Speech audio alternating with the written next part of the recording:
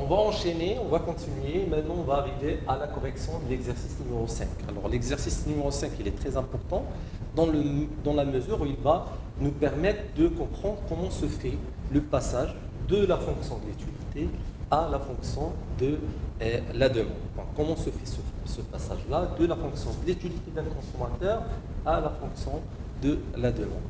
Alors, la première des choses, il faut préciser que la fonction de la demande, il peut être exprimé de deux manières différentes, soit en fonction du prix de X, X en fonction du prix de X, soit en fonction du revenu. D'accord? Donc, si la fonction de la demande est exprimée en fonction du revenu, donc on parle de la fonction d'Ingen. S'il est exprimé en fonction du prix, on parle de la fonction de la demande. D'accord? Donc, il y a deux méthodes. On va voir deux méthodes pour comprendre le passage de la fonction de l'utilité à la fonction de la demande. Le premier, c'est une explication qui est un petit peu graphique, d'accord, ou bien géométrique. Donc, la fonction, ou bien la courbe de la demande du bien X se dérive, donc géométriquement, l'explication géométrique, c'est que la courbe de la demande du bien X se dérive géométriquement de la courbe consommation-prix. On a vu que tout à l'heure que la courbe consommation-prix, c'est le lieu géométrique des différentes combinaisons des biens X et Y, optimales. D'accord? Donc la courbe consommation-prix concerne les deux biens X et Y. Par contre, la courbe de la demande de bien X ne concerne qu'un seul bien. C'est la fonction d'un seul bien par rapport à son prix, et non pas les deux. Donc, la courbe de la demande se dérive de la courbe consommation-prix. Donc, pour un prix P1, on va trouver X1. Hop, là. Pour un prix P2, la quantité, donc le prix baisse, c'est la quantité va augmenter. On est là. Et pour un prix réduit P3, la quantité va augmenter et on va avoir une courbe de demande qui est décroissante. D'accord? Et c'est tout à fait normal parce qu'on a dit pour un bien normal, la quantité demandée et le prix de vente varie dans le sens inverse. C'est pour ça que la courbe de la demande elle est décroissante. D'accord? Donc, géométriquement, on peut dire que la fonction, bien la fonction de la demande se dérive de la fonction consommation-prix. La fonction d'Ingen, ou bien la courbe d'Ingen, se dérive elle aussi de la courbe consommation-revenu. Donc, soit on peut dériver la fonction de la demande à partir de la fonction, la courbe, soit on peut déduire la courbe de la demande d'un bien X de la courbe consommation-prix, soit on peut la dériver de la courbe consommation-revenu. Donc, le même raisonnement, la courbe consommation-revenu concerne les combinaisons optimales ou bien les quantités optimales des deux biens suite à une variation de revenu, suite à une variation du revenu. Par contre, la loi de la courbe d'Ingen ne concerne pour X que la variation des quantités optimales d'un seul bien par rapport à la variation du revenu. Pour R1 par exemple, on va voir X1, R2, on va voir X2. Et pour R3, une variation R3 du revenu, on va voir X. Et on remarque que la courbe d'Ingen, elle est croissante, contrairement à la courbe de la demande qui est décroissante. Pourquoi? Parce qu'on sait déjà pour un bien normal la quantité consommée et on varie dans le même sens que la variation du revenu. Algébriquement, comme on a vu pour l'exercice 4, algébriquement, la fonction d'Ingen se déduit des conditions de maximisation de l'utilité, sachant que R est variable, quelle que soit la valeur de R. Donc on l'a déduit à partir des conditions de maximisation de l'utilité, à savoir, donc on va illustrer par le cas qu'on a ici, maximiser l'utilité qui est une fonction x, y qui est égale à x, y plus 1, en respectant la contrainte de revenu, mais en gardant R variable sous la contrainte.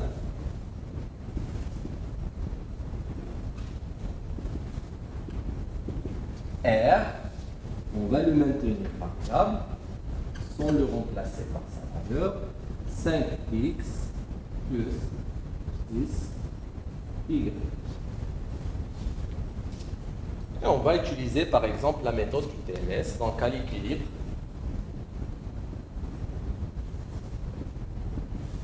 On sait que l'utilité marginale de x sur l'utilité marginale de y est égale P de x sur P de y. On va commencer par l'utilité marginale de x. Donc rapidement, c'est la dérivée de l'utilité par rapport à x. C'est la dérivée de x, y plus 1 par rapport à x, ce qui est dans y plus 1. S'agissant de l'utilité marginale de y, donc on peut simplifier ici, c'est xy plus x, la dérivée c'est x.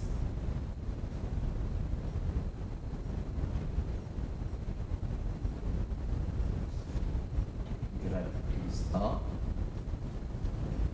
mais cette fois-ci c'est la dérivée par rapport à y, donc ce qui donne c'est x. Le rapidité marginale de x sur l'utilité marginale de y est égale P de x sur P de y. On remplace, ce qui donne que y plus 1 sur x est égal, donc P de x c'est 5, P de y c'est 10, 5 sur 10, on simplifie, c'est 1 sur 2. Donc, puisqu'on cherche la fonction d'Ingel pour le bien x, faites attention, ici, on doit trouver y en fonction de x. Ce qui fait que 2y plus 1 est égal à x, ce qui fait que y est égal à x sur 2, moins 2 sur 2, ce qui fait que y est égal à x sur 2 moins 1. Donc en remplaçant y dans la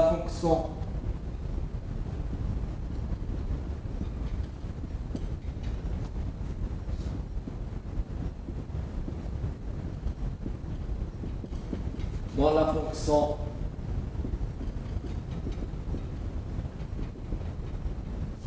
contrainte, on va voir, donc voilà la fonction contrainte, R est égal 5x plus 10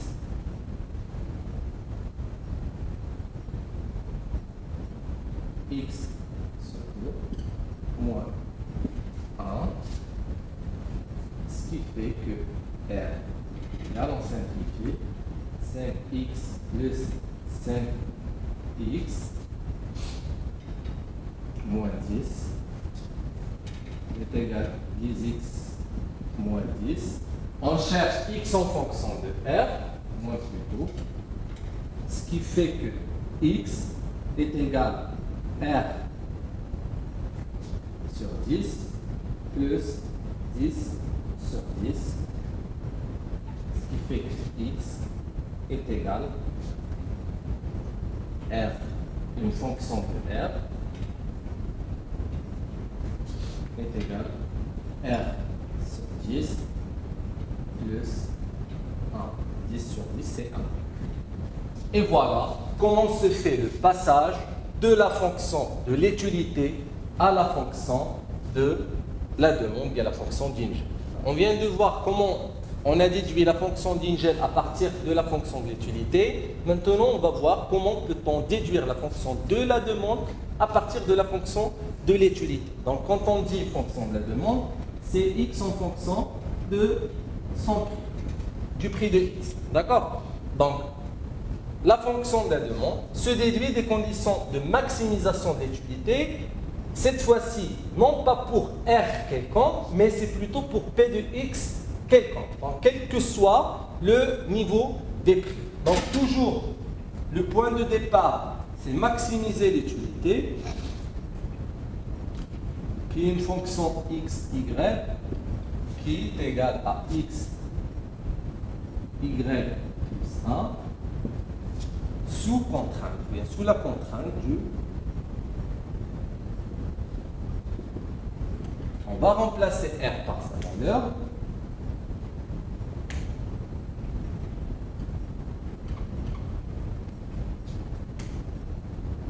Et on va maintenir P de X variable. On va faire varier P de X. 10.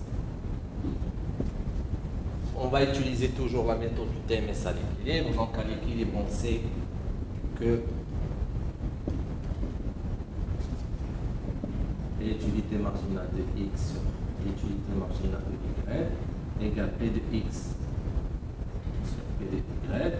Donc l'utilité marginale de X sur l'utilité marginale de Y, on l'a déjà calculé tout à l'heure. Donc c'était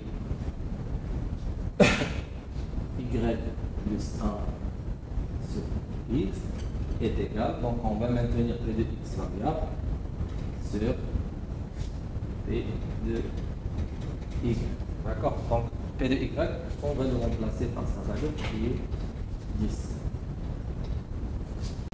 On cherche Y en fonction de X, parce qu'il s'agit de trouver la fonction de la demande du bien X. Donc ce qui fait que 10 Y plus 10 égale XP de X.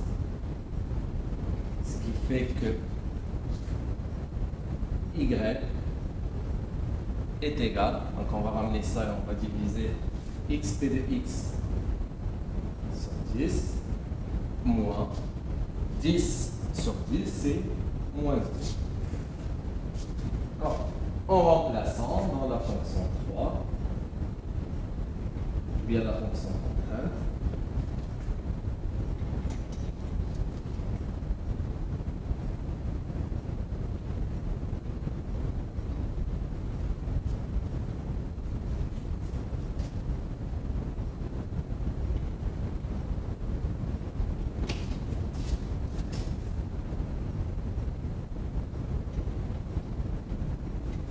on va voir la fonction contrainte, c'est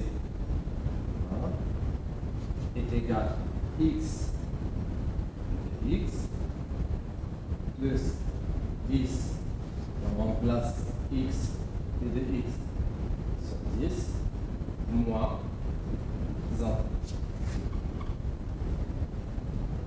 x de x 10, on peut simplifier ici, plus x de x moins 10 190 est égal x de x plus x de x, c'est 2x de x moins 10. Donc ce qui fait que x est égal à 200. C'est ça, c'est 200. Je vérifie.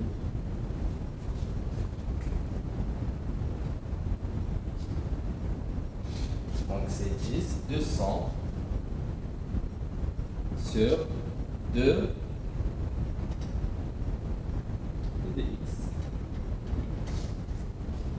Donc c'est 10, 200 sur 2 p de x. On simplifie par 2. X est égal 100 sur p de x. Ça, c'est exactement la fonction de la demande pour le bien x.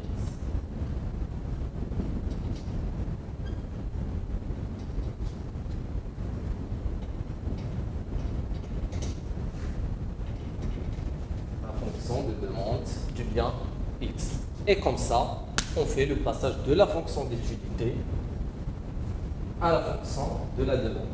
Donc, je récapitule rapidement. Le passage de la fonction de la demande, de la fonction de l'utilité à la fonction de la demande, peut se faire soit graphiquement ou bien algébriquement. Donc, graphiquement, on a vu que à partir de la courbe consommation-prix, on peut dériver, à partir de la courbe consommation-prix, on peut déduire la courbe de la demande, et à partir de la courbe consommation-revenu, on peut déduire la courbe d'Inger. Et algébriquement, elle se déduit, la fonction de la demande se déduit des conditions de maximisation de l'utilité.